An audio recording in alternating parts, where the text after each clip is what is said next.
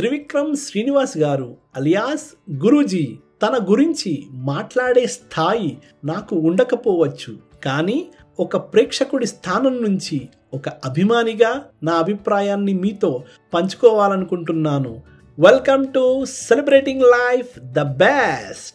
ఆలోచిస్తే అనిపిస్తుంది, ఒక రచయితకి ఒక రైతుకి ఏదో కామన్ పాయింట్ ఉందని. Is it? ఎస్. హలం పట్టిన రైతు ఎలాంటి పంటనైనా పండించగలడు, మరి కలం పట్టిన రచయిత ఎలాంటి భావాన్నైనా పలికించగలడు. అలాంటి రచయితల కోవకు చెందిన వారే మన త్రివిక్రమ్ శ్రీనివాస్ గారు.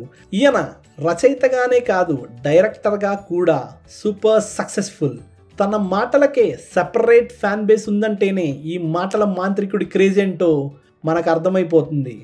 మరి త్రివిక్రమ్ గారు తన సినిమాల్లో ఫాలో అయ్యే కొన్ని సూపర్ క్వాలిటీస్ గురించి తెలుసుకుందామా? ఇంకెందుకు ఆలస్యం, లెట్స్ గెట్ స్టార్టెడ్. తన మాటలకు రెండు వైపులా పదునే. మన ఇండస్ట్రీలో ఎంతోమంది రైటర్స్ ఉండొచ్చు, మరి గురూజీ మాటలకే ఎందుకంత క్రేజ్ అంటే కేవలం ప్రాసలు పంచలేనా? కానే కాదు. ప్రాస మాటకు అందాన్ని తీసుకురావచ్చు, కానీ భావమే దానికి ప్రాణం. ఫర్ ఎగ్జాంపుల్, అతడు సినిమా క్లైమాక్స్ డైలాగ్ నేను వస్తాను కాదు నేనే వస్తాను. ఈ డైలాగ్లో అటు ప్రాస ఇటు భావం రెండు ఒకేసారి వినబడతాయి, అందుకే ప్రేక్షకులు థ్రిల్ అయ్యారు. ఇలాంటి డైలాగ్స్ గురూజీ సినిమాల్లో ఎన్నెన్నో.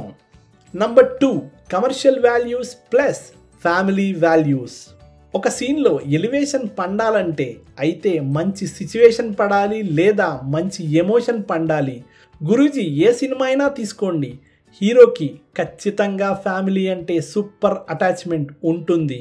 ఆ ఎమోషన్ నుంచే హీరోయిజంని ఎలివేట్ చేయడంలో గురూజీ మాస్టర్.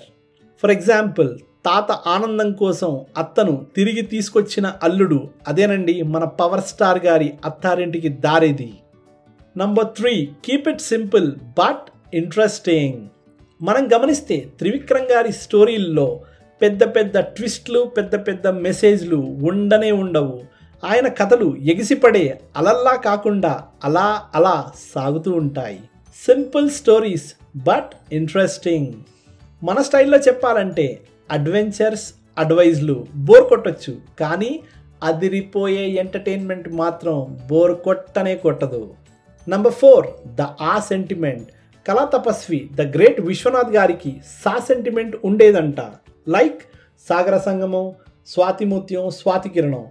మరి మన త్రివిక్రమ్ గారికి ఆ సెంటిమెంట్ లైక్ అతడు, అత్తారింటికి దారేది, అలవైకుంఠపురంలో అరవింద సమేత. భయ్యా మరి అజ్ఞాతవాసి మాటేంటి? ఆ ఒకటే అడకు. Number 5, love story leads to main story. ఒక సినిమా హిట్ కావాలంటే main plot, sub plot, interval bang, climax ఇలా చాలా తతంగమే ఉంది. ఇక కమర్షియల్ సినిమాల్లో అయితే లవ్ స్టోరీకి పెద్దగా రోలే ఉండదు. అఫ్కోర్స్ అన్నిసార్లు పాసిబుల్ కూడా అవ్వకపోవచ్చు. మరి గురూజీ సినిమాల్లో మీరు గమనిస్తే ఆల్మోస్ట్ అన్ని movies heroine point of view నుంచే మొదలవుతాయి. ఐ మీన్ హీరోయిన్కి ఏదో రోల్ ఉండాలని కాకుండా ఒక కీ రోల్ ఉంటుంది. ఫర్ ఎగ్జాంపుల్, నువ్వే కావాలి, నువ్వు నాకు నచ్చావు, Aravinda Sametha. Number 6, purpose plus power is equal to real heroism. Trivikram గారి అన్ని సినిమాల్లో హీరోకి పవరే కాకుండా ఒక గ్రేట్ పర్పస్ కూడా కంపల్సరీ. ఫర్ ఎగ్జాంపుల్, కలేజాలో ఊరిని కాపాడడం, జూలైలో బ్యాంక్ డబ్బుని వెనక్కి తీసుకురావడం. Number 7, place change is equal to pace change. 1, 2 సినిమాలు మినహాయిస్తే ఆల్మోస్ట్ అన్ని సినిమాల్లో హీరో ప్లేస్ చేంజ్ అవ్వడం ఫర్ ష్యూర్.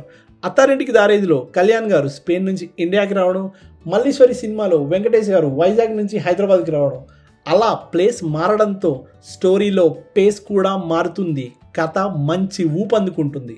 నంబర్ 8, మాటల్లో సెటైర్లే కాదు, పాటలో అద్భుతమైన సాహిత్యం కూడా. గురూజీ సినిమాల్లో మాటల్లో పంచులు పేలడం ఎంత కామనో, పాటలో సాహిత్యం కూడా ఉండడం అంతే కామన్. ఈయన మూవీస్ 1 అర ఫ్లాప్ అయి ఉండొచ్చు, కానీ అన్ని మూవీస్ మ్యూజికల్గా బ్లాక్ బస్టర్. ఇలా త్రివిక్రమ్ గారి గురించి చెప్పుకుంటూ పోతే వీడియో లెంత్ ఎక్కువ అవుతుంది. ఇక్కడితో బ్రేక్ తీసుకుందాం. ఇందులో ఏ స్పెషాలిటీ మీకు నచ్చిందో కమెంట్ సెక్షన్లో చెప్పండి. ఈ వీడియో కనుక మీకు నచ్చితే లైక్ చేయండి. 1K లైక్స్ టార్గెట్ రీచ్ అయితే పార్ట్ 2 కూడా చేద్దాం. Signing off, celebrating life, the best.